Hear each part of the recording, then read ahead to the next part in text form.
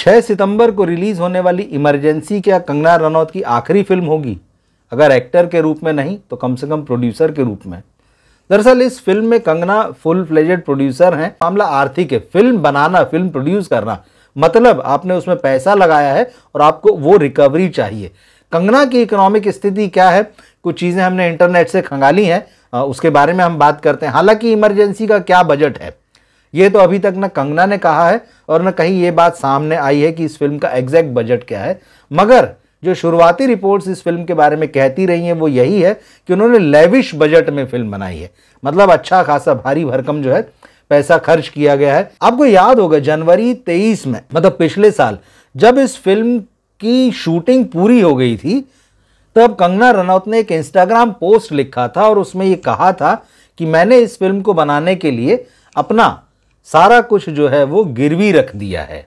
अब आप सोचिए, कंगना ये कह रही हैं कि उन्होंने अपनी संपत्ति, अगर पूरा नहीं तो निश्चित रूप से एक बड़ा हिस्सा अगर उनकी बात माने तो गिरवी रखा है और बाजार से पैसा उठाकर इस फिल्म में लगाया है। इसके अलावा एक और खबर हाल ही में आई थी कि मुंबई में पाली हिल में जो कंगना का बंगला है, जिसमें उनकी जो फिल्म प्रोडक्शन कंपनी मणिकर्णिका, उसका ऑफिस चलता रहा है, वो जो है बेचने के लिए निकाल दिया गया। सोशल मीडिया में एक रियल एस्टेट एजेंसी ने उस वीडियो को पोस्ट किया और उस बंगले की कीमत जो है वो 40 करोड़ रुपए लगाई गई है। तो क्या ये कोई अच्छा संकेत है कंगना की फिल्म रिलीज होने से पहले कि उनका बंगला जो है बिकने के लिए जो है वो तैयार है? हालांकि कंगना ने ऑफिशियली इस बारे में कुछ नहीं कहा है, न अभी तक मेरे ध्यान में आया कि किसी इंटरव्यूअर ने इस बारे में उनसे कोई सवाल किया है। और ये वही बंगला है जो 2020 में जब शिवसेना की सरकार थी वो कंट्रोवर्सी में आ गया था। कंगना के विवादास्पद बयानों के बाद में जो है बीएमसी ने इस बंगले का कुछ हिस्सा जो है उसको अवैध निर्माण बताते हुए तोड़ा था। फिर उसके खिलाफ जो कंगना कोर्ट में गई थी,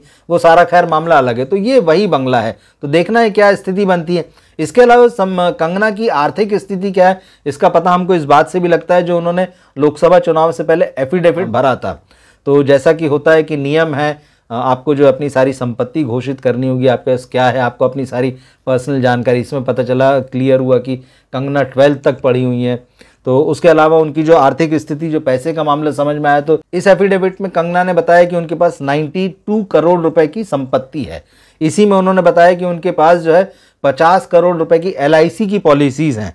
इसके अलावा उन्होंने यहाँ ये भी खुलासा किया कि भाई मेरे पास में जो है 6.7 किलोग्राम गोल्ड है, 60 किलोग्राम सिल्वर यानी चांदी है, 3 लग्जरी कारें हैं और इसके साथ ही साथ 14 कैरेट के डायमंड हैं जिनकी कीमत जो है लगभग 8.5 करोड़ रुपए होती है। तो ये सारी संपत्ति उन्होंने अपनी बताई, लेकिन साथ में ये भी बताया कि मेरे ऊपर जो है 17 करोड़ रुपए का कर्ज है।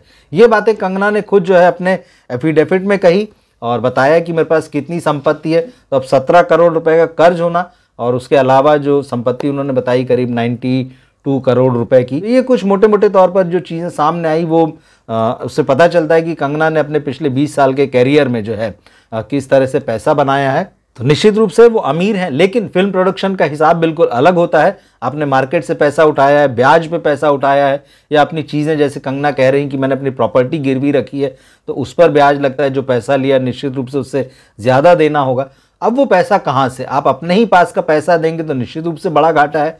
स्वाभाविक है, कोई भी प्रोड्यूसर जो है वो चाहेगा, या किसी एकदम रियल प्रोड्यूसर की तरह कंगना भी चाहेंगी कि मार्केट में जो फिल्म में मैंने पैसा लगाया है वो पैसा मार्केट से मेरे पास आए, मैं प्रॉफिट में रहूं, या कम से कम वो जो पैसा मैंने इन्वेस्ट किया है फिल्म में वो जो है वापस लौट आए, जिससे कि मैंने जिससे पैसा लिया है, ब्याज पर पैसा लिया है या जो मॉर्गेज रखी है चीज़ें, वो छुड़ा सकूं, इतना पैसा कम से कम आ जाए। इसके अलावा कंगना ने यह भी कहा था कि हिंदुत्व के लिए बोलने की मैंने भारी कीमत चुकाई है। तो कंगना ने ये कहा था कि मुझे कम से कम जो है 30 से 40 करोड़ रुपए का इस वजह से नुकसान हुआ है, क्योंकि बहुत सारे एंडोर्समेंट जो हैं वो मेरे हाथ से निकले हैं। बहुत सारे लोग जो मुझे एज अ ब्रांड एम्बेसडर लेना चाहते थे वो नहीं आए मेरे पास में। तो ये एक बड़ी कीमत है, 30 से 40 करोड़ रुपए। तो कंगना खुद इस बात को कहती हैं। लेकिन आप ये कह सकते हैं कि अगर उन्होंने इसकी कीमत चुकाई है तो उन्हें बाकायदा जो लोकसभा की आज सदस्यता मिली है, जो चुनाव लड़ने का मौका मिला है, आप कंपेयर नहीं कर सकते हैं, लेकिन फिर भी आप कहेंगे कि कहीं ना कहीं कुछ कंपनसेट होता है इस तरह से। लेकिन कंगना एक बहुत ही कंट्रोवर्शियल फिगर हो चुकी हैं। अब उनकी फिल्म चलेगी नहीं चलेगी ये आने वाले दिनों में पता चलेगा। लेकिन अगर आप शुद्ध उनकी एक्ट्रेस के रूप में या उनके कैरियर ग्राफ को अगर आप देखें तो ये बात तय है कि अच्छी एक्ट्रेस होने के बावजूद जो है कंगना का जो ग्राफ है, सफलता का ग्राफ है, वो बहुत तेजी से नीचे आया है। साल 2015 में जो फिल्म आई थी तनु वेड्स मनु रिटर्न्स, साल 2015, उसके बाद से अब लगभग 10 साल होने जा रहे हैं, कंगना ने एवरेज मणिकर्णिका को छोड़ दें तो एक के बाद या तो फ्लॉप फिल्में दी हैं या उससे भी बड़ी डिजास्टर फिल्में दी हैं। तो निश्चित रूप से कंगना का जो एक्टिंग कैरियर है वो अच्छी एक्ट्रेस होने के बावजूद बहुत डामाडोल है। जैसे तनु वेड्स मनु रिटर्न्स के बाद की अगर आप उनकी फिल्में देखें, आई लव न्यूयॉर्क जिसमें वो सनी देओल के साथ थी, तो ये कहीं प्रतीकात्मक रूप से रिलीज हुई या नहीं भी हुई, तो ये फिल्म तो बेकार ही चलेगी। कट्टी बट्टी ये फ्लॉप फिल्म है उनकी। उसके अलावा रंगून जिसमें उनके साथ सैफ अली खान थे और शाहिद कपूर थे, ये फिल्म विशाल भारद्वाज की बुरी तरह से फ्लॉप हुई थी। सिमरन कंगना रनौत की जिसमें कंट्रोवर्सी भी हुई, क्रेडिट्स को लेके एक लड़ाई लड़ी, इसमें भी कंगना ने, और सिमरन जो हंसल मेहता की फिल्म है ये फ्लॉप हुई। मणिकर्णिका 2019 में आई थी जो कंगना के निर्देशन में बनी पहली फिल्म थी, ये भी कंट्रोवर्सी का मामला रहा। डायरेक्शन खींचतान तो वो बहुत सीधा सीधा नहीं था, भले ही कंगना ने एज ए डायरेक्टर इसमें डेब्यू किया और केतन मेहता के साथ उनके जो विवाद थे इसमें वो अलग थे आइडिया को लेकर, तो ये फिल्म एवरेज साबित हुई थी। इसके बाद उनकी जजमेंटल है क्या राजकुमार राव के साथ में, पंगा जो कबड्डी पर आधारित थी, वो थलाईवी जो जयललिता की बायोपिक थी वो बुरी तरह से फ्लॉप हुई, धाकड़ बुरी तरह से फ्लॉप हुई, तेजस ने फ्लॉप होने के नए नए रिकॉर्ड बना दिए। इसके अलावा 2023 में चंद्रमुखी 2 जो तमिल फिल्म थी और जो हिंदी में भी रिलीज हुई, इसमें भी कंगना थी लेकिन ये फिल्म भी फ्लॉप हुई। तो कंगना एक के बाद एक एक्ट्रेस के रूप में 2015 से फ्लॉप होती जा रही है। इसमें कंट्रोवर्सीज का भी बहुत बड़ा हाथ है। तो अब देखना है कि जब उनका career graph as an actor जो है इस तरह से नीचे आ रहा है तो अब दर्शक क्या उनको एक्सेप्ट करेंगे जब वो इमरजेंसी लेकर आएंगी। कंट्रोवर्सीज जो हैं वो अपनी जगह पर है, दर्शक हमेशा अच्छी फिल्म चाहते हैं।